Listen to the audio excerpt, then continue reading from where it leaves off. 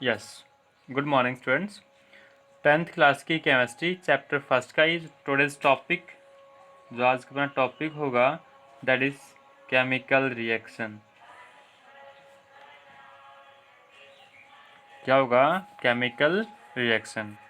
10th class की chemistry के chapter first में जो आज का टॉपिक होगा वो होगा chemical reaction. Now definition of chemical reaction, कि केमिकल रिएक्शन को डिफाइन कैसे करेंगे। द प्रोसेस बाई विच एक ऐसी प्रोसेस जिसके द्वारा the process by which more substances transform into new substances more substances transform into new substances, जिसमें के अंदर एक ऐसे प्रोसेस जिसके अंदर कोई भी सब्सटेंस ट्रांसफॉर्म होता, मतलब बदलता हो, किसके अंदर? न्यू सब्सटेंस के अंदर, is called chemical reaction.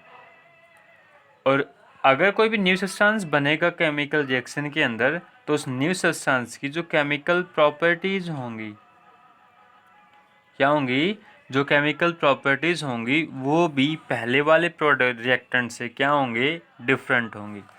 Example of chemical reaction is, example दे रहा हूँ, जैसे hydrogen found in gases state plus oxygen found in also in gases state, they combine and form water, that is in liquid state. देखिए, chemical reaction, the process by which more substances transform, कोई अलग substances transform होते हैं new substance के अंदर। ऐसे देखो, मेरे पास हाइड्रोजन गैस है, ऑक्सीजन गैस है, ये दोनों चीज़ मिक्स होके क्या बनाती हैं? वाटर। क्या बनाती हैं? वाटर। तो वाटर की जो प्रॉपर्टी है वो इन दोनों से क्या है? बिल्कुल डिफरेंट है। This is the chemical reactions. और जो इनकी प्रॉपर्टी होगी, मतलब जो रिएक्टेंट की प्रॉपर्टी है, वो प्रोडक्ट्स की प्रॉपर्टी से बिल्कुल डिफरेंट होगी। जनरली बता देता हूँ, देखो ये गैसियस स्टेट में है, ये किस स्टेट में है? लिक्विड स्टेट के अंदर। तो अपने केमिकल रिएक्शंस में जो जितने भी प्रोडक्ट्स बनेंगे उन सब की प्रॉपर्टी क्या होगी? डिफरेंट होगी। ठीक है, जैसे C+O2, carbon found in solid state, oxygen found in gaseous state. They combine and form carbon dioxide, and carbon dioxide found in gaseous state. When solid gas carbon and oxygen combine to give carbon dioxide, that is gaseous state, then the reactant has totally different property from the product. This is the example of chemical reactions.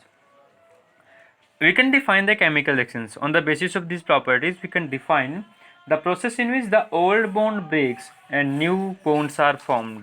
Chemical reaction में क्या होता है? जितने भी old bond होते हैं ना, old bonds break हो जाते हैं, टूट जाते हैं। Old bond break and new bonds की फॉर्मेशन होती है। न्यू बॉन्ड फॉर्म, नई बॉन्ड की क्या होगी? फॉर्मेशन होगी। ठीक है, अपने पास जो बॉन्ड्स होते हैं, टाइप्स ऑफ बॉन्ड्स दो तरह के होंगे। There are two types of bonds. First one is ionic and second one is covalent. First है आयनिक, फॉर्म्ड बाय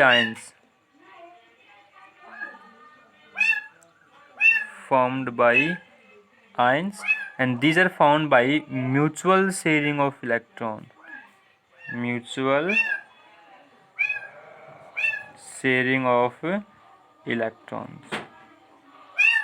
आयनिक के अंदर जो फॉर्मेशन होगी, जो मॉलिक्यूल जो पार्टिसिपेट करेंगे वो सिर्फ आयंस पार्टिसिपेट करेंगे, मतलब आयंस से बनेंगे। लेकिन कोवलेंट में क्या होगा? म्यूचुअल शेयरिंग होगा। जो इलेक्ट्रॉन्स होंगे ना, वो कंप्लीट ट्रांसफर नहीं होंगे, सिर्फ म्यूचुअल शेयरिंग होगा। मतलब एक बॉन्ड बनाने के लिए दो इलेक्ट्रॉन्स चाहिए, दो इलेक्ट्रॉन से एक बॉन्ड बनेगा। तो म्यूचुअल शेयरिंग का मतलब क्या है कि एक ये इलेक्ट्रॉन तो ये वाला रिएक्टेंट देगा, दूसरा कौन देगा? ये वाला। तो तो एक एक से क्या हो गए, 2 इलेक्ट्रॉन्स क्यों बन गए।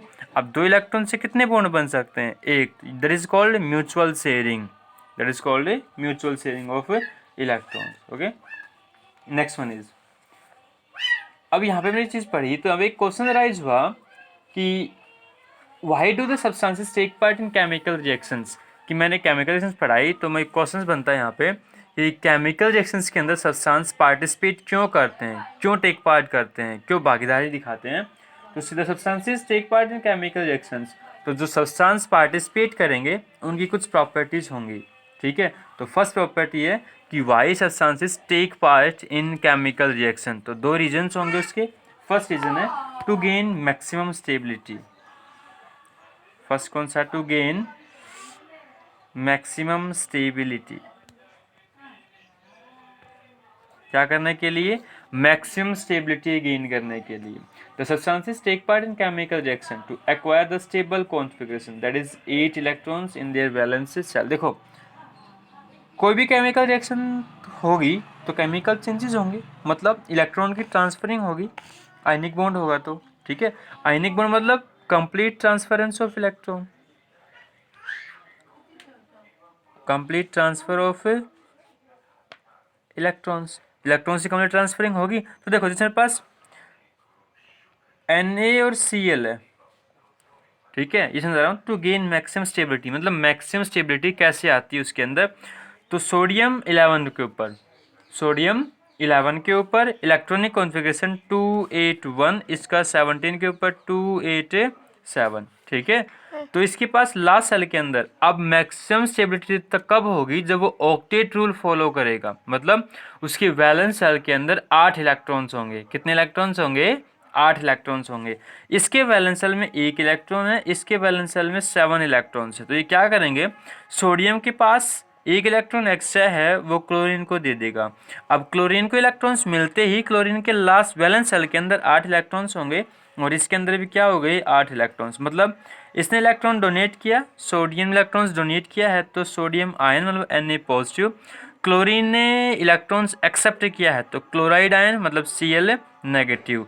अब इनकी जो स्टेबिलिटी होगी वो मैक्सिमम होगी because they have octet rule, they follow octet rule.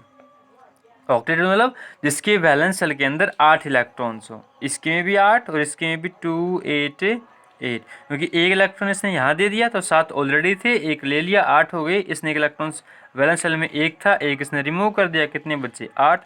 तो क्या हो गई, ऑक्टेट रूल फॉलो करेंगे and that is the most stable. Then second reason is to acquire the minimum energy state, to acquire minimum energy state, इससे minimum energy state होगी, क्या होगी, minimum energy state. If the action is spontaneous और self occurring then the substances take part in chemical reaction to acquire the minimum energy. अगर कोई भी reaction spontaneous है मतलब एक साथ है, स्पॉन्टेनियस है, ठीक है, रिएक्शंस क्या है, स्पॉन्टेनियस, मतलब उसके अंदर स्पॉन्टेनियस है तो एनर्जी क्या चाहिए, मिनिमम, ऑटोमेटिक है। और केमिकल रिएक्शंस क्या होती हैं, ऑन सेल्फ होंगी, अपने आप होंगी।